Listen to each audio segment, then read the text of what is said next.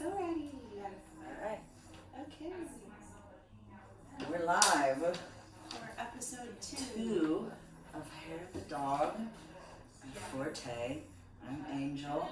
And I'm Emma. And this is Biscuit. Thank you so much for listening. Oh my god, I'm so excited to be back. Me too. I love spending time with you. You love spending time with me? I do. That's crazy. Because I like spending time with you. So today we're just, we've been asking clients to send us horror stories, salon horror stories. So I've got a couple of them that we're going to share. Okay. Just for a good time. So this is from Hannah's client. It says, first off, Forte is super cute and everyone is so nice. My daughter and I love it here. Hell yeah. That's the point. So here's my horror story. I've been seeing a woman for about a year, and a random day I went in and she asked me how I blow dry my hair. I told her, and she proceeded to make fun of me and call me names for the next 15 minutes, to the point where the stylist beside me started to give her looks to stop. She also colored my hair that day, and it was an all-over color, and it ended up being 2 totally different colors, not on purpose.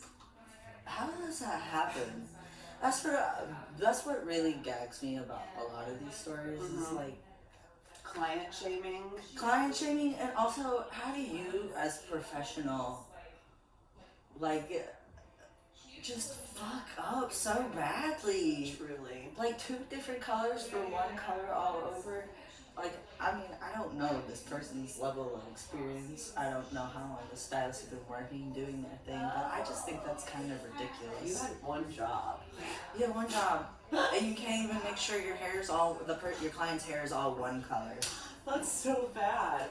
I see it a lot on social media too, like hairstylists bashing their clients and like making videos and reels about like making fun of their clients or like mad of different things, and I just think it's so tacky.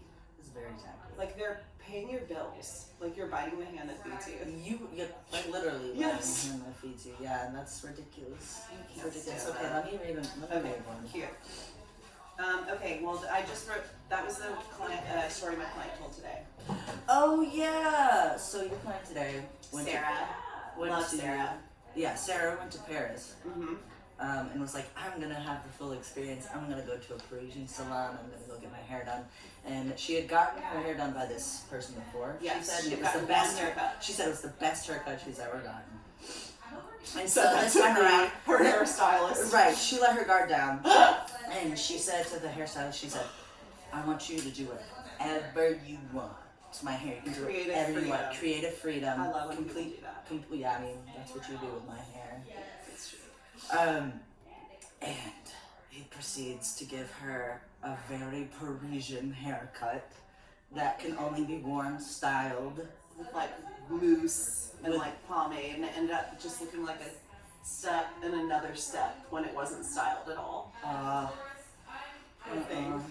Cause like I know that that's like a popular thing now, is like the hime, like the jellyfish hair, but like I know trends. That is very in right now. I know trends, but I just and Paris does it first. Yeah, they do. They are in front of us with all of the trends, so it all happens over there and it trickles over here slowly. Slowly but surely, it's like how people are still getting mullets, even though mullets are like animal style. Don't tell anybody that. Dude, I saw a fucking meme the other day that was like JoJo Siwa created gay pop and is bringing the mullet back to America, and I was like, what the fuck?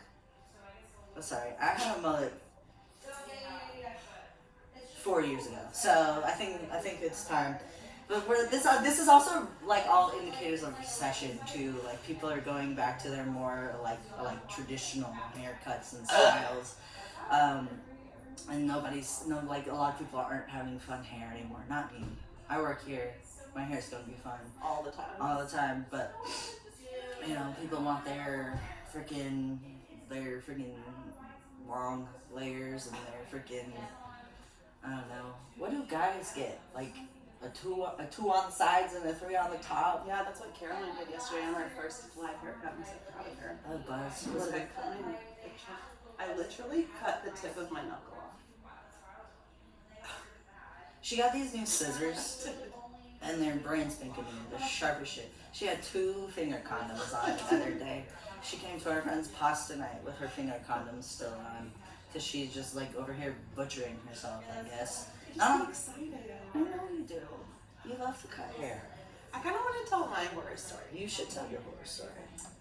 Okay, so I mean it's kind of horror because it happened while I was at work, but then it was like the sweetest moment ever.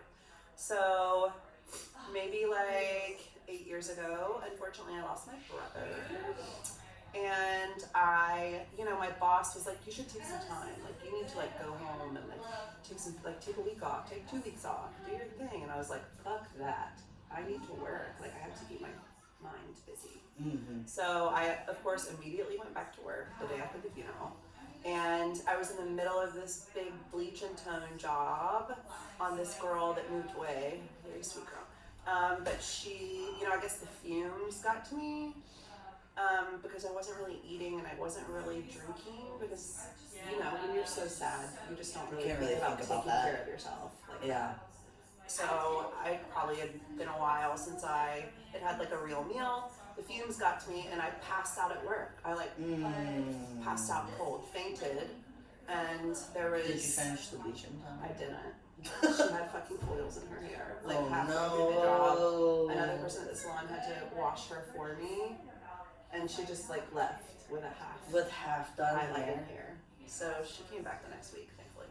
But next door to us there was a chiropractor, so he was like, "Oh, I do Reiki. Just have her come lay down in here until her sister gets here." My sister, shout out to Megan, was coming to pick me up. And take me to the doctor. And so when she got, he was doing his Reiki, I started to feel better. And then she picked me up and she's like, "What do you need? Like, what's the issue?" And I was like, "I need like an IV drip is what I need." And so we go to the Minute Clinic and she's like, "We need an IV drip." And the lady, this was when the Kroger just got built, the new Kroger. Which one? Oh. Yes. Yeah. So it was brand new and they had a Minute Clinic. We showed up and we were like, "We need an IV drip." And she's like, "We don't do those here. We're just going to give you like a shot in your butt for dizziness and then you can like eat and drink without feeling sick." So that's what we did. And we were just about to pay and she was like, "Hey, you and your sister come over here." And like she sat us down and she was like, "I need you to know that your brother is here today, right now, and he sees you suffering in your body, and his suffering is over. So there's no reason to suffer anymore." And it was super eerie and gave me chills. And when we got in the car, I was like, "Megan, did you tell that lady about Andrew, or like that he passed away, or that we were dealing with a funeral, or what was going on?" And she was like, "No, Emma, I didn't say a fucking word. Not a single solitary word." She had no idea. Some people are connected like that. Some people can just feel that. That is eerie. But don't faint at work. That was my horror story, that I fainted at work and half did someone's fucking hair. But sometimes like messages that we need to hear the absolute most come out in ways. And like less than ideal circumstances and situations too. Megan was like, "You're gonna go bring her flowers one day and they're gonna be like, 'No one by that name has ever worked.'" Guardian angel status. So let me tell one. Is there another one? Do we have another one? Not ones that I just like wrote tiny little notes. Well, this one girl said that she like when she was younger. My handwriting is bad, but this is not great. Like whole, is that entree? Is entire roll of bubble tape? Yeah. And peanut butter? To try to get it out. Oh, of tape in your hair. So, you remember when Caroline, can you get the phone? So you remember when you were a kid, they had bubble tape, the pink thing of the tape of gum. Yes. Where's Caroline? So this girl ate the entire bubble tape, the whole entire thing of the whole and swallowed it. and she fell asleep with it in her mouth. And she woke up and the entire bubble tape roll was in her hair. And she had to go to the salon And to get it out. with peanut butter. They used peanut butter. Because it's so and oily. mayonnaise. Because it's so oily. Yes. That's a nightmare. See, I used to do shit like that when I was a kid, and I would do like, hey. Okay, anyway. I had this Ninja Turtles hat, because of course I did. I was maybe like 7 or 8, and I had long hair. I didn't ever put it up properly. When I would put a hat on, I would just feed it through the back, through the hole in the ball cap. And this was a Velcro hat, a Velcro closure. So I'm outside, I'm playing, my hair is probably all messed up and sweaty and stuff. And I come inside and I go to take my hat off and it doesn't come off. It's tangled in the back of my hair. I like the crown of my head, the top, the longest part of it, I think. And I'm sitting there crying and screaming and like freaking out. My mom's like, go get the scissors. So I go to the kitchen, I get the kitchen shears, and I sit down and I'm like, Mom, I'm gonna have a chunk of my hair missing. I can't go out like this. I can't go out into the world and school. Like, what are they gonna think at church? I have this chunk of hair missing. And she cuts the hat out anyway. And I think for like the next 2 or 3 years while I was growing out that just piece of hair that was missing, my mom would like swoop it over to the side and then just put a barrette in there, and we would just pray that it stayed like that. But like for like 2 or 3 years, I just wore my hair down with the barrette in it every day. And I remember there was this girl I grew up with. I'm not gonna name her name, but she used to wear her hair in like a braid every day, but she would make fun of me for wearing my hair swooped to the side with a barrette. Rude. Yeah. But yeah, I used to do stuff like that all the time, just get crap caught in my hair. Mm-hmm. And now I have no. Cut it out. Well, that's not true. I have a lot of hair, but now I try to avoid using chunks of it to things like bubble gum and baseball hats. Mm-hmm. Like, imagine getting a head Whole full of roll. mayonnaise. Well, I mean, did you ever have lice when you were a kid? No, but I've had a client who had lice. Yeah. He called and he was like, hey, I did have lice, but now it's gone. Can I just come in and shave my head? And I was like, are you sure it's gone? And he was like, it's gone. And so he came in and I parted his hair, and immediately I saw like eggs and moving. And I was like, ew. You have to immediately kick them out of the salon and then throw away I'd throw away my comb, my clips, the cape that I was using. I'd throw it away in the trash. It was wild. My little sister had a sleepover with one of her friends when we were kids, and I remember her name was Carissa, the girl that came over. Carissa, and she came over and she was like, oh hell no. Just all day, and like they went swimming, they like played outside, they played upstairs in my sister's bed, and like then Carissa goes home the next morning and her mom, Miss Shelley, calls and is like, hey, so Carissa has lice. And my mom, luckily I didn't get exposed, but my little brother and my little sister, like my mom just didn't even play with my little brother. She was like, come here, grab the clippers, buzzed it, gone. And then my poor little sister, my mom had her with mayonnaise in the hair and then wrapped in saran wrap, because you're supposed to suffocate them. That's how you, I know. I know. You have to suffocate them. Like, that's like the home remedy, is you just suffocate them instead of like killing them with like the what's the word? My instinct is to say lice-cidal, but that's not like the chemicals that kill them in the like lice shampoo and stuff. But no, my mom did it the old-fashioned way with saran wrap and mayonnaise in my sister's hair. Did it work? Yeah, it did. It killed them. It killed them, and then my mom went through, I think for like 2 hours she was there with the comb, just like combing all the dead shit out of my sister's hair. And my mom was so pissed. She called Miss Shelley back and she was like, Shelley, don't you ever send your kid over here Not allowed. with ever again with gross shit going on. Okay, I just had to disinfect and steam clean and blah blah blah, and I had to cut Michael's hair. Please don't ever do that again.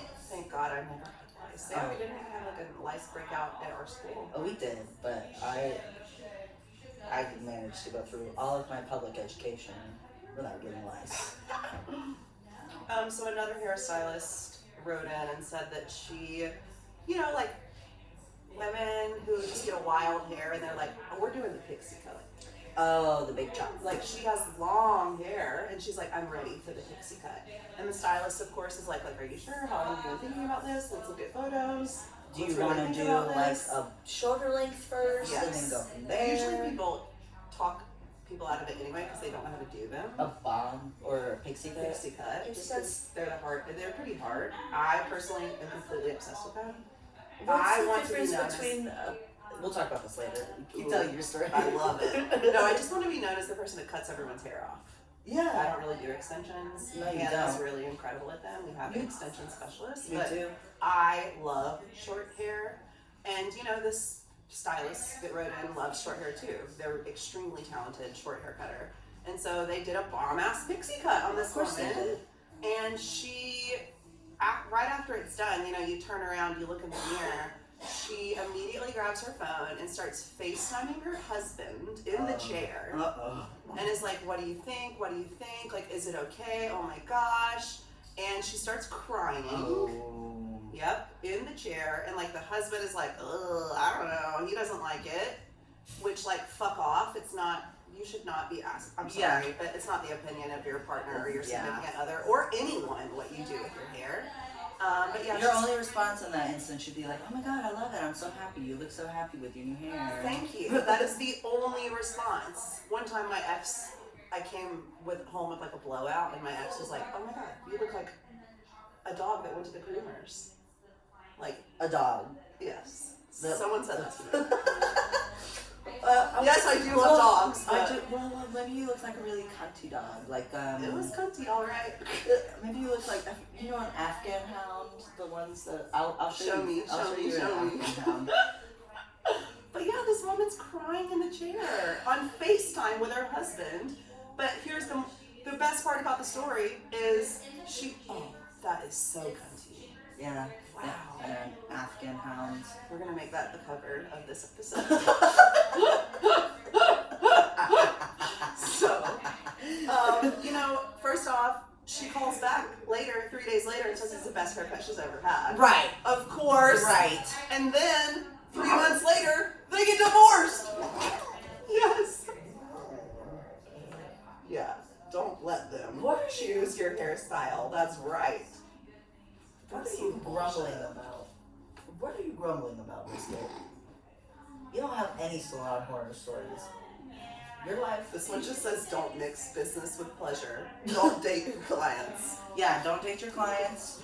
I don't date my. I've of course you want to cut your significant other's hair if you're a Right. hairdresser. Right. You're the one that has to look at them all the time. Right. But You don't I want would them looking busted. much prefer to meet someone and then be like, oh, let's go on some dates or whatever, and then later be like, oh, I'd love to cut your hair. Yeah. But if it's someone that is sitting in my chair for the very first time, I have no idea who they are, there's no way. that I Yeah, would- don't shit where you eat. No, Don't shit where you absolutely eat. not. I do not date my clients. I don't do that anymore. Anymore.